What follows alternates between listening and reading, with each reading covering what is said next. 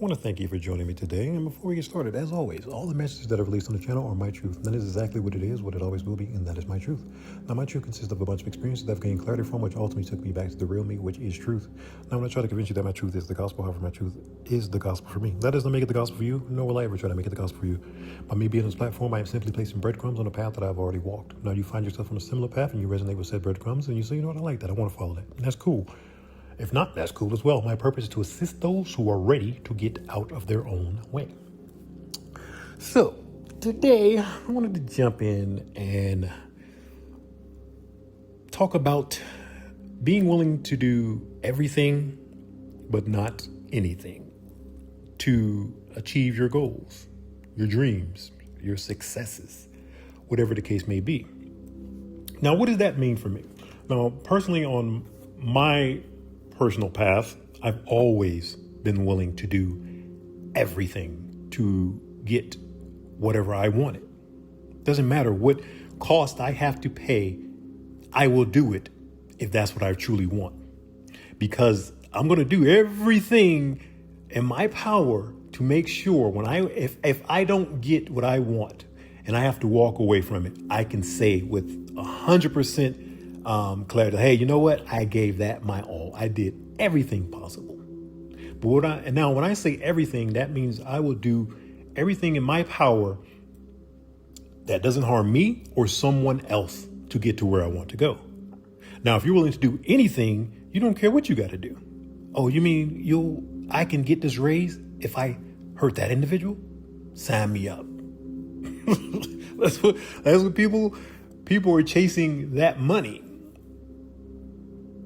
Like it's only energy.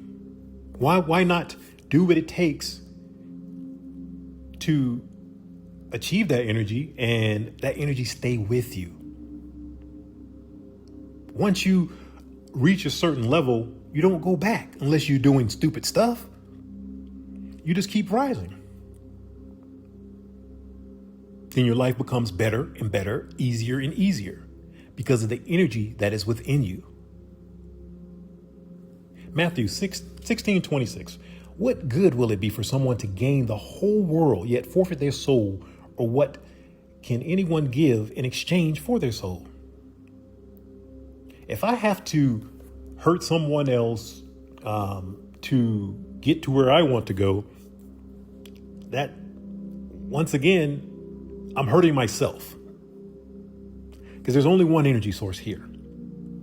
So when you're hurting others, you're hurting yourself. You're inflicting that energy onto another individual that's in a separate body from you, looks different from you, but on the inside, that energy is the same. So you're doing it to yourself. People don't understand that. Like you're literally doing it to yourself because there's only one energetic source, and that energy is going to come back to you.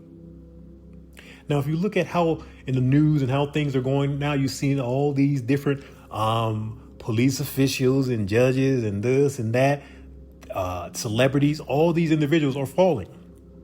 Why? Because of the stuff that they've been doing over time. See, you spoke with these individuals a couple years ago, they'd made fun of you, mock God and everything. Where's your God now? I've been doing this for years. Ain't nothing happened to me, blah, blah, blah. Are they saying that same stuff now? Absolutely not. What happened was, only thing they did was delay their karma. Instead of them receiving it right back, it just went into a little savings account, basically. And it just sit there and accumulated. Year after year, all that negative stuff. Then it reached a certain balance. And God said, you know what? You deserve this balance. Let me give it back to you. Now that balance is so high, they can't control that balance. They can't work out all of that negative energy. And that was the whole purpose of putting it in that savings account. Because they can't transmute that amount of negative energy. So they will sink. Proverbs 16:8. Better a little with righteousness than much gain with injustice. I've been on my journey now for, let's just say 6 years, right? Am I where I want to be? Absolutely not. However, from where I was when I retired from the military to where I'm at now, leaps and bounds. Completely different person. I had to become this person that I am now and leave all of that stuff behind. It takes time to do that if you're trying to do it right. And that is the whole purpose, is doing it right so it sticks. If you're going to sit there and wear a mask, you're pretending to be something that you're not. Why not? See, this is the thing that gets me. People wear all these stupid masks pretending to be something that they're not, when you can just put it to work and be it. You don't have to pretend. Like, why? You already know that's what you should be doing because you're pretending. So why not do the work and just do it and just become it? Because it's just that. It's work. They want what they want now. No, it doesn't work like that.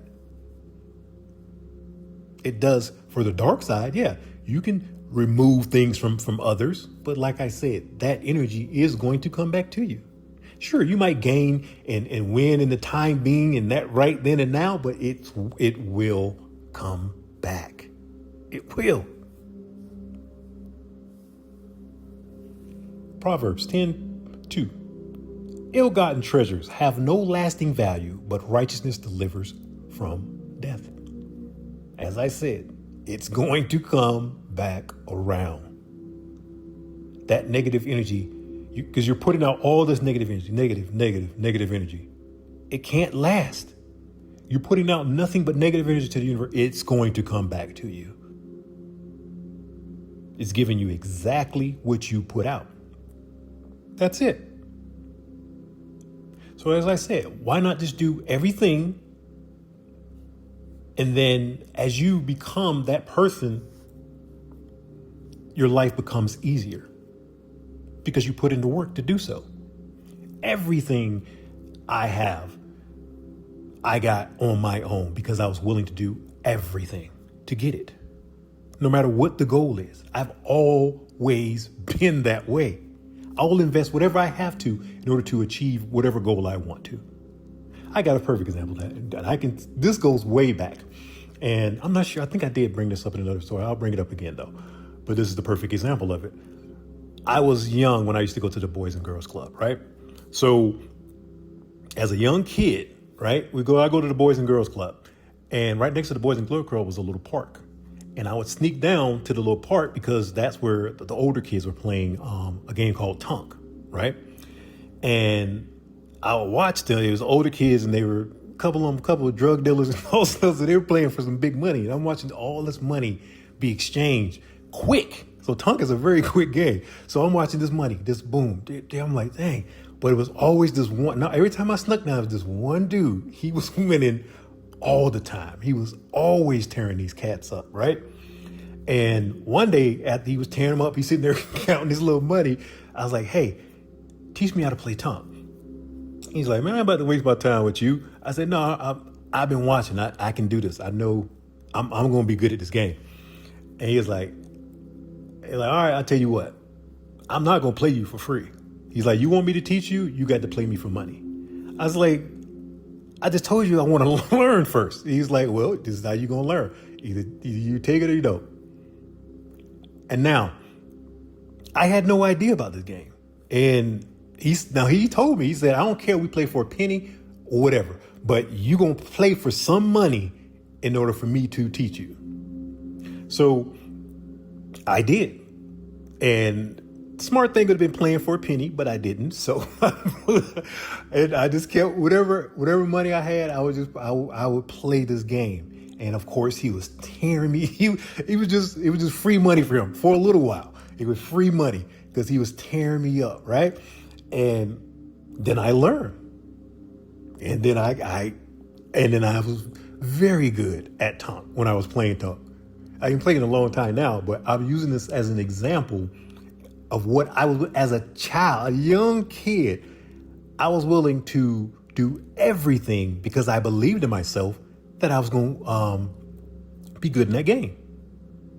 Now, as he's sitting there laughing, having a good time, tearing me up. Some days I was getting pissed. I was like, oh, I said, I can't wait. He was getting in my head a little bit, right?